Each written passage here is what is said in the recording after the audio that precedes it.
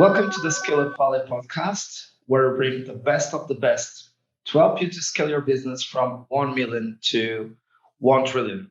Today, we have a very special guest. His name is Jordi Altimira, the partner at UpBizor and Lanzame Capital. Jordi, welcome to the show. Hello, Mike. Many thanks for the invitation. I'm glad to share with you some time today. Absolutely, it's a pleasure to have you on the show as well. And let's get to know more about you and about your two companies. So please go ahead. Yeah, well, my background is engineering. I study industrial engineering between Barcelona and Paris. So then I work a little bit on technical stuff, energy management services. And it's when in 2005, I realized that my passion was finance. So I did some studies on that. And then I decided to go to live in London. I worked 5 years in investment banking there.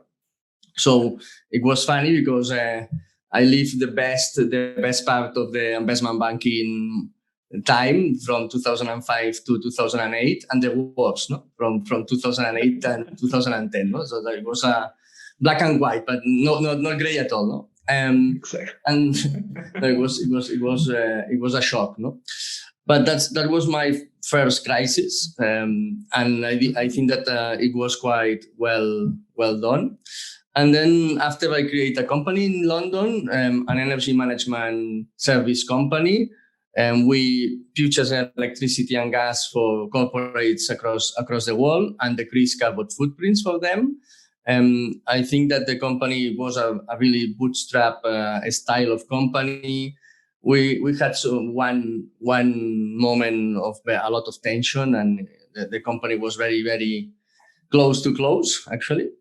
But then we've been able to basically work out and sell the company in 2012, right? So that was in 2014, sorry. That was a very good experience for me and my first exit. And then I came back to Barcelona, study an MBA, and I decided to be more in the world of venture capital. And it's when we create Lanzame Capital.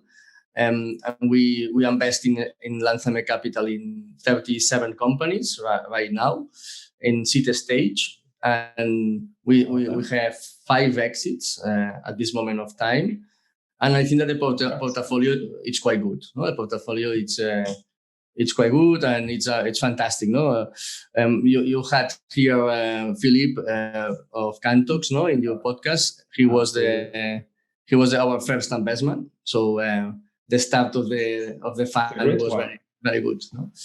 And in 2017, so we create UpBizor, and UpBizor is a one-stop solution of services for startups, right? So we do financial services, public funding, tax incentive, legal, talent. So we do all the verticals for startups, right? So we have around 400 customers, and it's our world is fantastic. It's a investment in one side with Lanzame and consultancy service for startups in the other side. So all day we have really positive energy around us, right? Absolutely. This is maybe a good question. Sometimes we don't have very good consulting solutions for this specific niche. So you must have for kind of this typical small business, mid-sized business, or enterprise business. But for a startup or a scale-up, it might be a little more difficult to have people who have this understanding, also because it's a niche. That's why you also felt the need to found UpBizor. Yeah, that's a good question. Actually, we realized this need as investors because we invest from 2012, and during these 5 years we observed that was an issue. It's more or less as you mentioned. First of all, it's a niche. The kind of market or the needs of these kind of companies are completely different from a classic SME company, even if the legislation is the same, even if the finance are the same, no, at the end of the day, but the approach is very, very different. And it's true that when the startup grows, let's say in Series A, there are professionals specializing in this kind of market. The problem, it comes when the startup is at the beginning. No? In the triple F, there are no services, no, and you need and the startup, they don't have a lot of cash. So the challenge. For the one who might have been a little bit lost on the three F's, of course, it's family, friends, and fools. And fools, exactly. At the beginning, when you have the investment from around you, and it's when the startup starts, capitalizes the company with 50 or 100K. So it's really the beginning. So there, the startup, they don't have a lot of cash, but they need some kind of professional services. So the challenge here for us is to do reverse engineering. No, it's like, okay, how can we adapt the service, be cost effective in our side, and at the same time have a service that the company can pay, right? So and it's necessary, because if you do a stakeholder agreement or a shareholder agreement at the beginning, if this kind of agreement is not well established, that as an example, no, it's not well done, then in the next round it doesn't work, and you need to rebuild all the work, right? So yeah, I think it makes sense to try to find a solution in that particular moment. Got it. So let's compress some of your lessons in these different journeys that you have been in and that you are still in, by the way. So we always cover 3 critical ingredients for a successful scale. Number 1, radical focus. Number 2, world-class team/leadership. And number 3, a culture of execution. So let's start with radical focus. What are some of the lessons or some of the stories that you'd like to share around this typical challenge, or I would say also strength, if we are able to apply it in our businesses? So you mean basically that the focus that a startup needs to have at the beginning, no? I would say even at all stages, right? So I think that one of the most important mistakes that sometimes we do as scale-ups, and that I saw it happen again and again, is that we believe that because we have now 50 or 100 people, we are able to attack much more verticals, much more geographies. We can serve small businesses, mid-sized businesses, enterprise businesses, have products adapted to all of the segments. So just because we have the global mindset that we need we want to build something big and scale it across the world, we don't do the kind of milestone after milestone. Really niche from one stage to another stage of growth. So we try to do too many things, and we enter in a phase of indigestion instead of starvation. Yeah, no, I totally agree. That's a problem. No, it's really a challenge sometimes to say no. And one of the concepts here is I think that it's not bad that at the beginning you test your product more on a service point of view in order to try to find out the product market fit. And maybe in that moment of time at the beginning, you don't focus. You try to basically understand where is your opportunity. But once you have identified that, it's fundamental that you try to convert that service in product and focus to scale up that. No, so yeah, that's fundamental. Sometimes we think that it's only for digital companies, but I think that can apply for the majority of companies. So at some point, one of the biggest challenges is to say no. No, it's like the Steve Jobs history when when he came back to Apple. No, it was many lines of services, and concentrate in the right ones was key. No, sometimes it's difficult because it's very easy to close lines of opportunities where they don't have they don't contribute to the business because they have a negative impact in terms of finance. The challenge here is to say no to the lines that they are EBITDA positive, right? So that's the difficult. Very good point. That's the tough one. So especially on a moment on a startup where the income is not huge. So imagine that you have an income, but maybe that kind of line is not that scalable, and you need to decide to close that and put all the efforts in another line that today is not giving that revenue, right? So that for me is the biggest challenge, but it's necessary to do that, and it's very necessary, I think, to calculate the metrics, identify this product market fit, and see what it works and if it doesn't work, and have the agility to pivot very fast. No, during this year and due to the COVID, no, we can see that this kind of agility. No, so if you have, I don't know, some kind of startups that they are very affected by the actual situation, if you are able to pivot and find another kind of model, that it's fundamental, right? So yeah, focus on agility. I think that are two factors fundamental in terms to be able to scale up a company. Yeah, I think that's a good point that you made there as well, which is this courage to kill something that might be a bit positive, but is distracting us and it's allocating resources and will not allow us to scale the company to the next stage.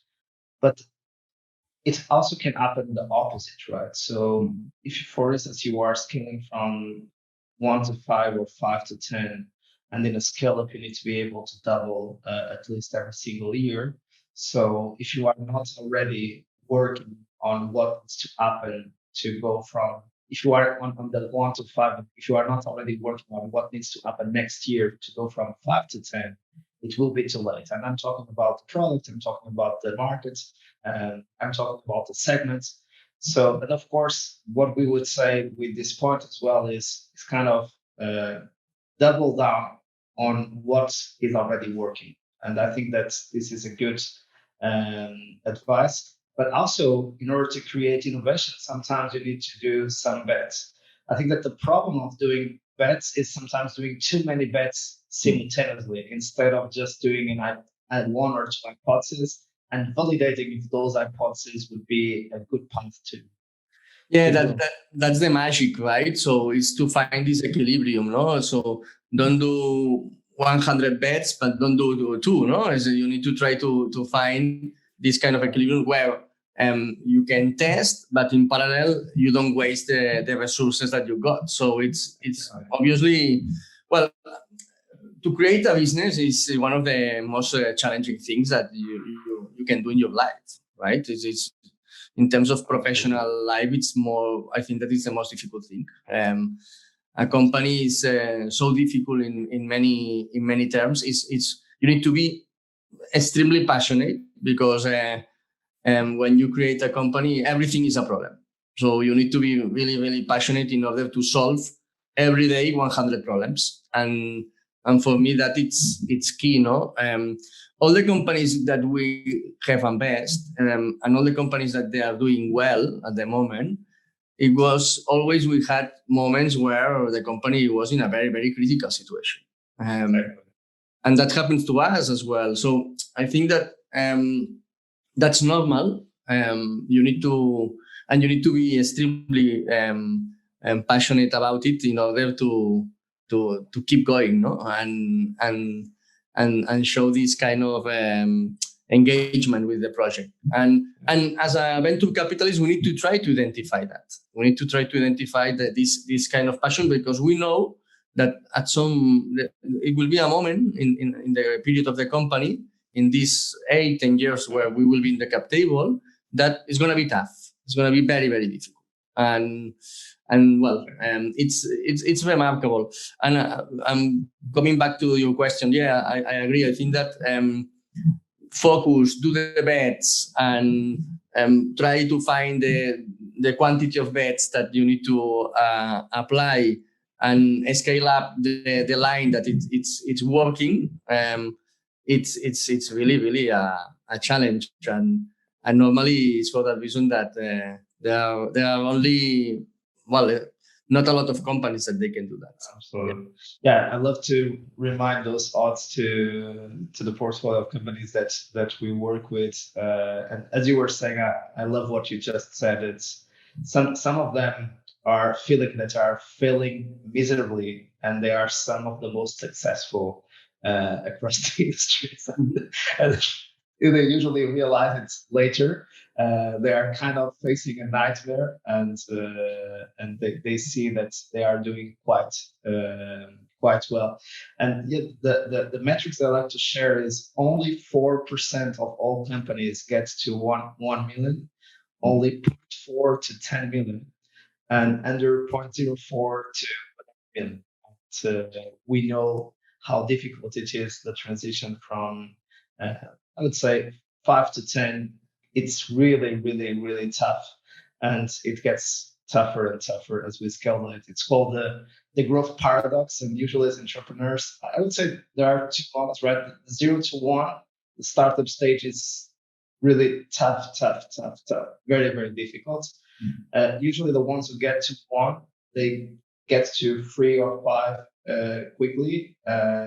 But then from 5 to 10, it gets again very, very difficult, and from 10 to 20, even more difficult. I decided to focus my attention on this stages after 1 million ARR post Series A. But it's curious to see these patterns, and we get into the second ingredient, the world-class leadership, world-class team, that is very related about what you just said. So the importance of team venture capital and why it is important, because there are moments in the path where you were successful and everything goes again into a stage that you feel very unsuccessful and things are not working out, and you are not being able to double the business again as you did in the previous year. So how can we help those teams during those turbulent stages? Yeah, I think that's really relevant question. And sometimes venture capitalists, I think that we don't pay a lot of attention on that, and we need to be more focused. For me, as you mentioned, well, there are a small group of companies that they can scale up, and it's difficult in terms of human approach, right? Because when at the end of the day, as a venture capitalist, you do 3 things, only 3. You buy, you invest in companies at the beginning, then you moderate these companies, and you sell your shares. That's it. That's a business of venture capital. You need to identify the capacity of one team to be, when you invest, 8 people or 10 people, and when you exit, 150. Mm-hmm. And that happens maybe in the first ramp up, the first growth on team, from 10 to 80. Maybe it happens in 2 years. That's a huge challenge in terms of everything. In terms of internal procedures, in terms of maybe the team that it was great to do the first growth, it's not the team that allow you to go to the second growth. And maybe you need to replace the CTO, maybe you need to replace the CMO, because it's not the profile that it's capable to do one of the most difficult things, that it's manage people. That's very, very difficult. Maybe in Europe, we don't have this culture, more in UK and the States, but sometimes the founders step up. Basically, some venture capitalists or even the founders recognize that at some stage they are not ready to basically manage the company. And as they have equity on the company and they want the best for the company, so maybe they need to be replaced. That is very tough on a Latin vision, right? To do that, it's really a practical approach, and it's very very Anglo-Saxon approach, no? Yes. But I think that obviously this growth, this massive growth of people in a human team, where some profiles needs to be replaced, or you need to put somebody as a line manager, and it's very a critical situation, no? And then the combination of all that in a very in a high speed way, that's normally it's a pump. It's like and we saw that in all the companies of our portfolio that they have a scale up.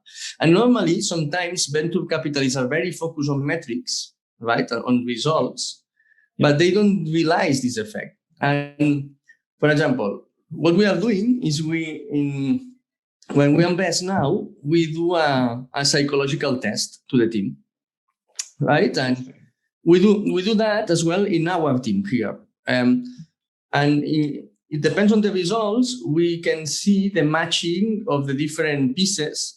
It depends on the result of the test. Maybe so one person is better on the sales team rather than the operational team, right? It's more natural, no? So we try to do that as well.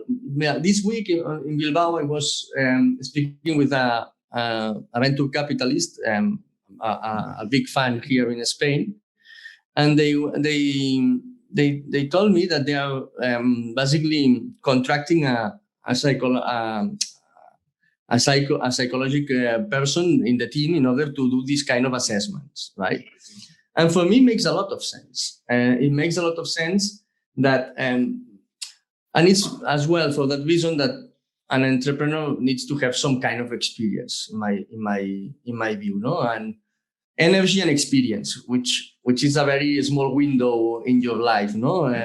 You have from maybe 35 years to 50, and after that, the energy decreases a little bit, no? So you need some kind of experience. It's true that we have some cases in Spain, like Lobo, no, that the founder is very young, but he's a very, very talented guy. But that's not the norm. Normally, not like you need to have some kind of experience, because managing people and manage this kind of growth in a teams where you need to create procedures, you need to create hierarchies, you need to basically I don't know. Normally, our growth is now we are 20 people, no? That happens in, let's say, in the last 18 months, and it's challenging to basically find all the pieces. In London, we when we sold the company, we were 40 people, and that was the most challenging thing for me. It's always that, no? It's how you create the right combination, the right how you keep the culture of the company with this kind of growth.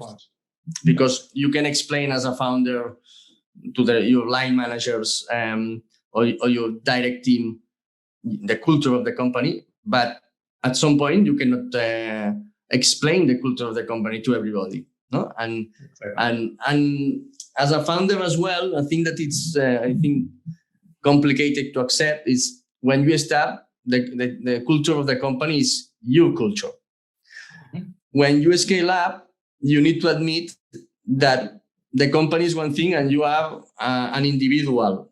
And maybe that culture doesn't match because the culture is done by other people as well, the combination of different mentalities, no? And that enrich the project a lot, but it's not your culture anymore. Yeah. No? And you need to accept that, no? So it's a way that the culture evolves, but at some point the key points, the mission, the values, etc., needs to be. You need to try to keep these values, no? And that's as well a challenge when you scale up. And for me, we are very focused when we invest in metrics, and we basically everybody's saying, yeah, obviously we invest in teams, but what does it mean that? Exactly. No, we need to be more tangible when we say that. We invest in teams because companies, the company is the people. Of course, it's not the chairs, not the tables, it's the people, right? Okay, but how can we assess that? Or what's the methodology to assess a little bit that? No, it's only to look on the eyes, or we have some kind of methodology here, no? Right. And that's well, I think that it's very remarkable that we try to make an effort and go to that direction. In all companies that we invest, that they scale up, they were human issues during this growth, and it's normal. It's impossible that you don't have it. You have many problems there, and it's fundamental that you tackle it and you solve it. Yeah, it's a key one for me. Absolutely.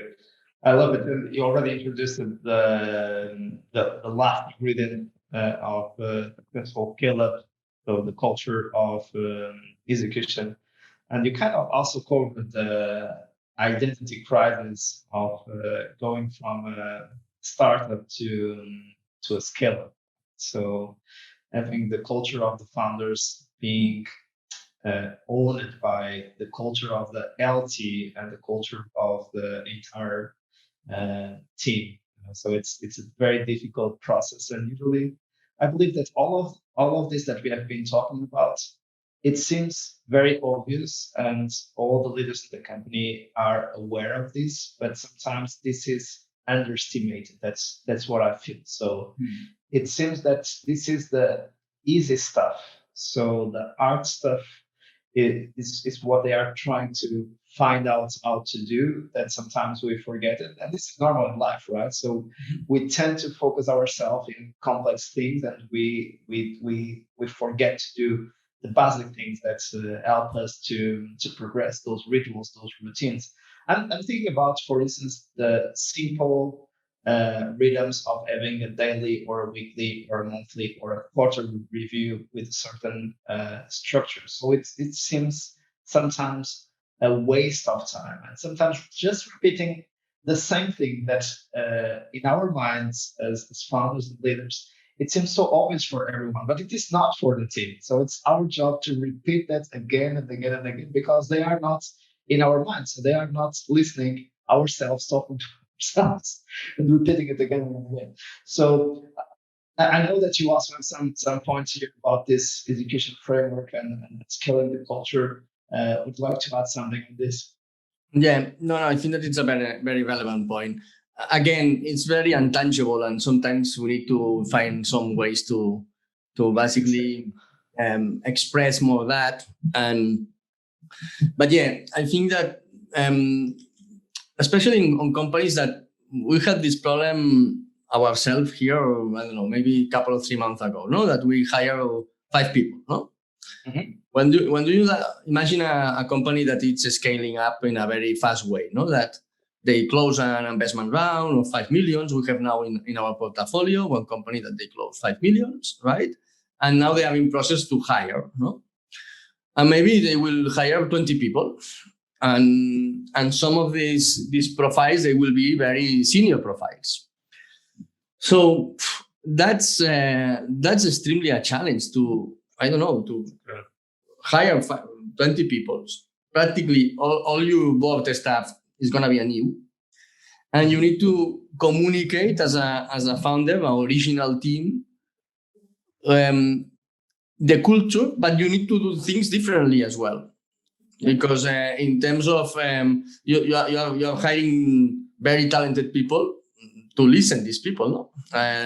Not just to impose your view. So that combination is for that reason that, for me, when you are a founder of a company, you need to accept that the culture is going to be changed at some point, right? Or the culture is going to evolve.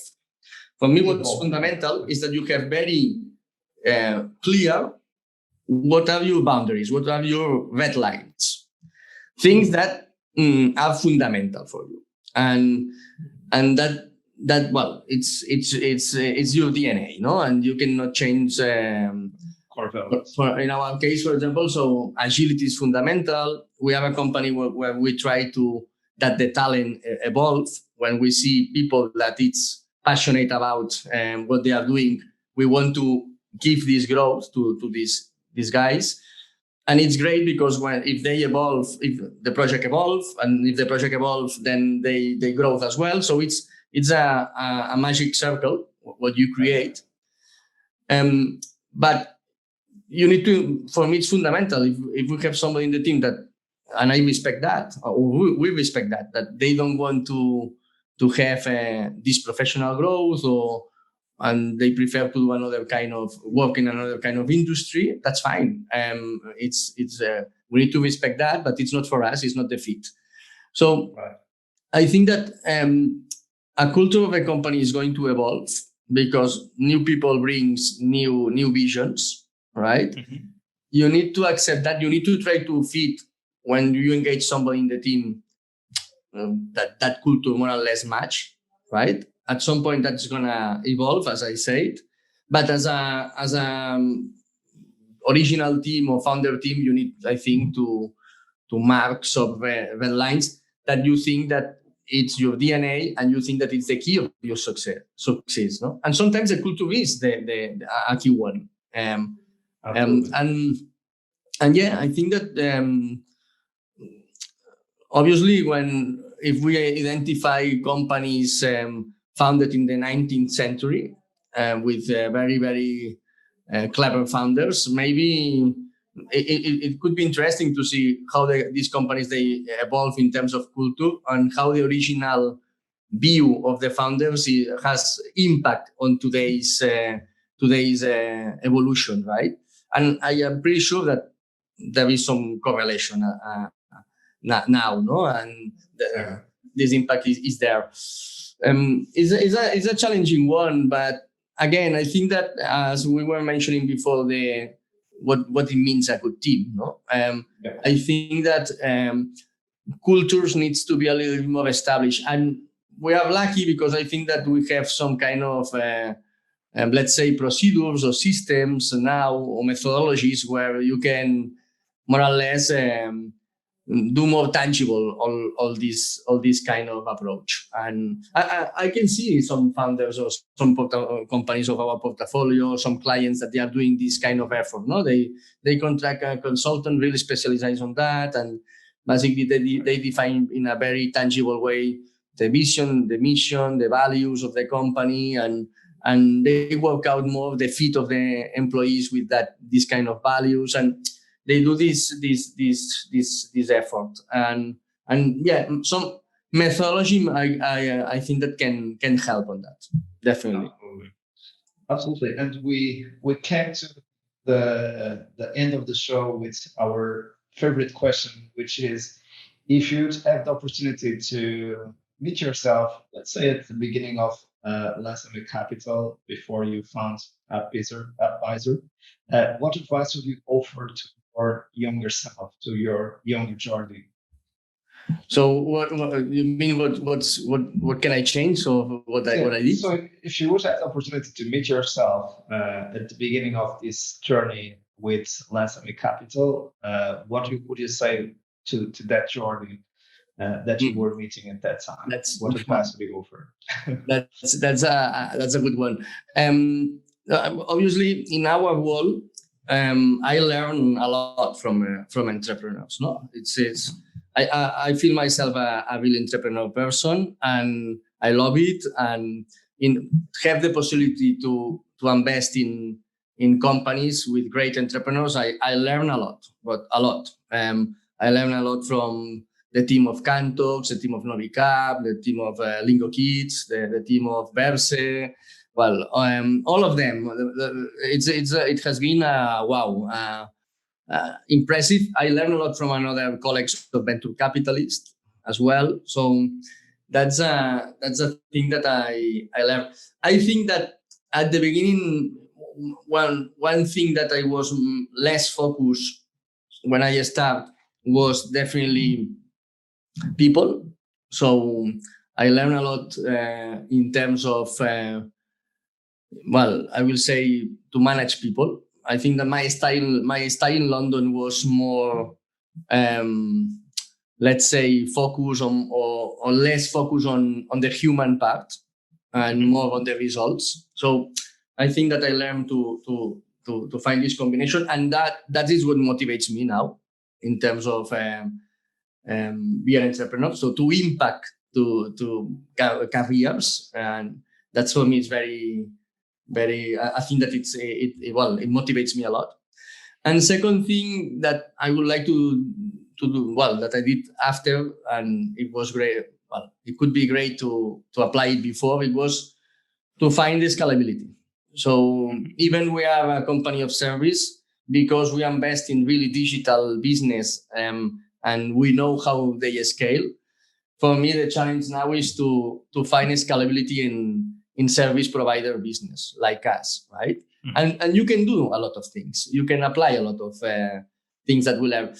And if I had this knowledge, let's say 5 years or so, 8 years ago, that it's a good advantage, no? But I am grateful. I'm grateful that I've been able to learn all that, and now we are in a position where we try to basically focus on the human impact and try that all the teams evolve, and in parallel we try to find scale up a model where normally it's very traditional, no, and find some recipes to scale up these kind of models. It's as well challenging. So yeah, that's good, I guess. Yeah. Awesome. Jordi, thanks so much for making the time to share your experience with us. It has been a pleasure, Mike, and looking forward to see the podcast. Likewise. And to our community, we keep bringing you the best of the best to help you scale your business from 1 million to 1 trillion. Keep scaling and see you soon.